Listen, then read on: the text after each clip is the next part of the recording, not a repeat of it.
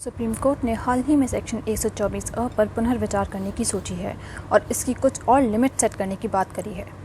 ये डिसीजन उन्होंने तब लिया जब आंध्र प्रदेश सरकार ने 2 तेलुगु न्यूज़ चैनल्स को सेक्शन 124A के तहत सेडिशन के लिए बुक किया और कहा कि they have tried to promote disaffection against government by their speech, यानी कि उन्होंने अपनी स्पीच के द्वारा सरकार के खिलाफ नफरत फैलाने की कोशिश की है।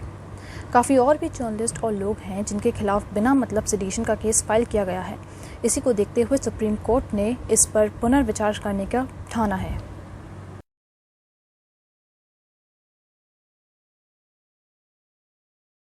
अगर कोई इंसान गवर्नमेंट के खिलाफ लोगों के मन में नफरत पैदा करता है अपने वर्ड से, अपने एक्शन से, अपने रिप्रेजेंटेशन से या फिर साइंस के माध्यम से, तो उसी को सेडिशन कहते हैं। इसे हिंदी में राजद्रोह भी कहा जाता है। अगर कोई गवर्नमेंट के खिलाफ नफरत फैलाता है यानी राजद्रोह करता है तो उसे आईपीसी की धारा 124A के तहत सज़ा होती है। सेक्शन 124A उस कोड के चौथे चैप्टर का हिस्सा है जो देश के खिलाफ किए गए अपराधों के लिए सज़ा सुनाता है।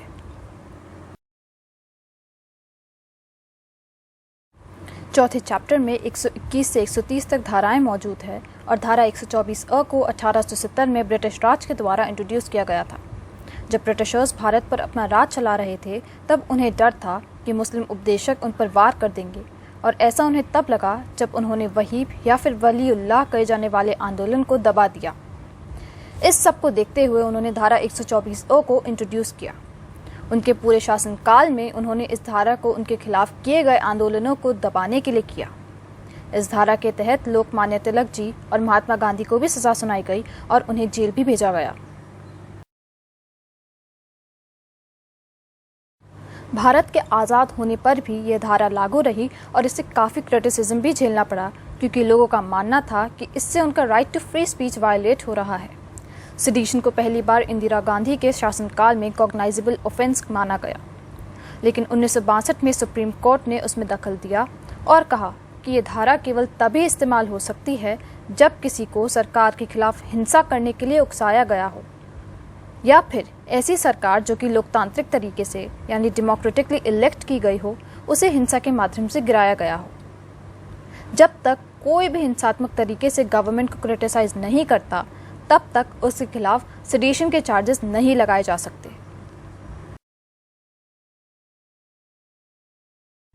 जो कोई भी इस लॉ के अंतर्गत गिल्टी पाया जाता है उसे या तो उम्र कैद की सज़ा होती है जिसके साथ उसे जुर्माना भी भरना पड़ सकता है, या फिर मैक्सिमम 3 साल की कैद और साथ में जुर्माना हो सकता है।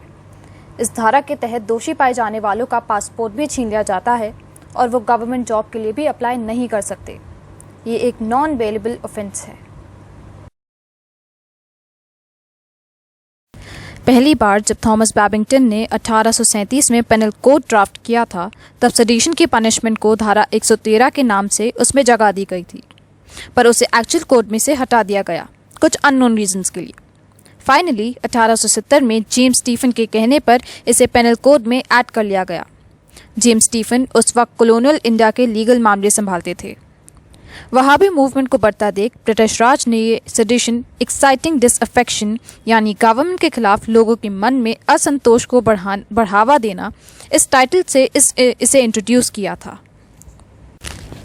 पर स्टीफन के वर्जन को काफ़ी चेंज कर दिया गया था आईपीसी अमेंडमेंट एक्ट ऑफ 1898 के तहत। आज जो धारा 124A में सेडिशन को लेकर प्रोविजंस हैं वो 1898 के सेक्शन से काफ़ी सिमिलर हैं, पर फिर भी कई बार इस एक्ट में छोटे मोटे बदलाव किए गए हैं इंडिपेंडेंस से पहले और बाद में भी। सबसे पहला sedition case Calcutta high court में 1891 में रजिस्टर हुआ था। ये केस था क्वीन एम्प्रेस 5 बनाम जोगेंद्र चंद्र बोस। बोस खुद की एक मैगजीन पब्लिश करते थे जिसका नाम था बांग्लोबासी। ये बंगाली लैंग्वेज में पब्लिश होती थी। उन्होंने अपनी मैगजीन में एज ऑफ कॉन्सेंट एक्ट के खिलाफ एक आर्टिकल पब्लिश किया था अपनी मैगजीन में। ब्रिटिश अथॉरिटी ने क्लेम किया कि इस आर्टिकल की सहायता से बोस लोगों के मन में ब्रिटिश राज के खिलाफ जंग छेड़ना चाहते हैं। इस केस की सुनवाई चीफ जस्टिस विलियम कॉमर पेथराम ने करी थी। बोस को गिरफ्तार कर लिया गया, हालांकि उन्हें बेल पर छोड़ दिया गया और ये केस रफा दफा कर दिया गया। महात्मा गांधी और शंकरलाल बैंकर को भी यंग इंडिया में उनके 3 आर्टिकल्स के लिए गिरफ्तार कर लिया गया था इस धारा के तहत।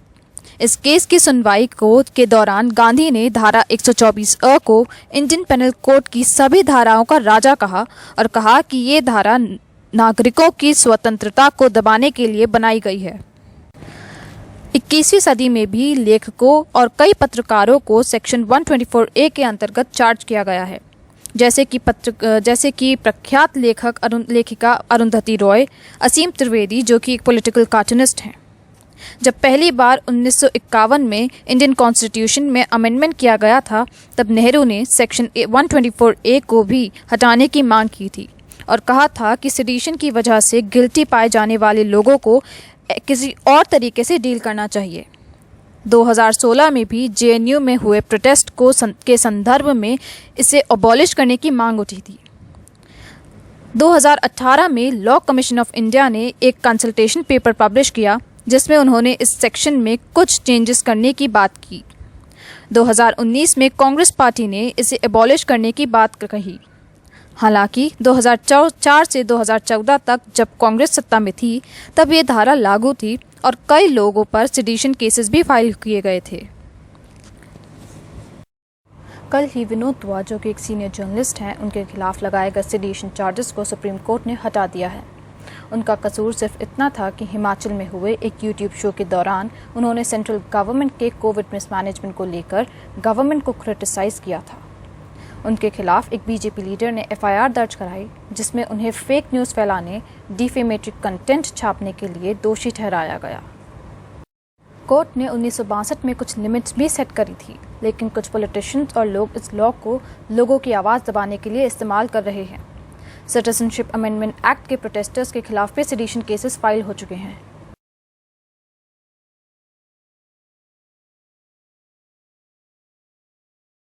इस एक्ट का काफ़ी पॉलिटिशियंस गलत इस्तेमाल कर रहे हैं। जो लोग सरकार के खिलाफ बोलते हैं उनके खिलाफ ये सेक्शन 124 ए के तहत सेडिशन केस फाइल कर देते हैं। ये धारा प्रेस फ्रीडम को कम करती है। जो जर्नलिस्ट सरकार के किसी कानून या एक्शन के बारे में कुछ नेगेटिव बोलते हैं तो उन पर राजद्रोह का केस ठोक दिया जाता है। इस सेक्शन से राइट टू स्पीच वायलेट होता है। मुकदमा दर्ज होने के डर से लोग गलत बात का विरोध नहीं करते हैं। ये हमारी डेमोक्रेसी के लिए खतरनाक है। ये हमारी डेमोक्रेसी को लेस डेमोक्रेटिक बनाता है। गवर्नमेंट को इस लॉ का इस्तेमाल करके लोगों की आवाज़ को दबाना नहीं चाहिए, बल्कि लोगों की आवाज़ बनना चाहिए। इसलिए मेरी राय में इस लॉ को एबॉलिश कर दिया जाना चाहिए। इसके रिप्लेसमेंट में एक ऐसा लॉ बनाया जाना चाहिए जिसमें ऐसे लोगों को सज़ा सुनाई जानी चाहिए जो देश के खिलाफ कुछ गलत बोलते हो, देश के हित के लिए कुछ जो देश के हित में नहीं है उसके खिलाफ कुछ काम करते हो, तो उनको सज़ा सुनाई जानी चाहिए, ना कि उन लोगों को जो कि गवर्नमेंट को क्रिटिसाइज़ करते हैं।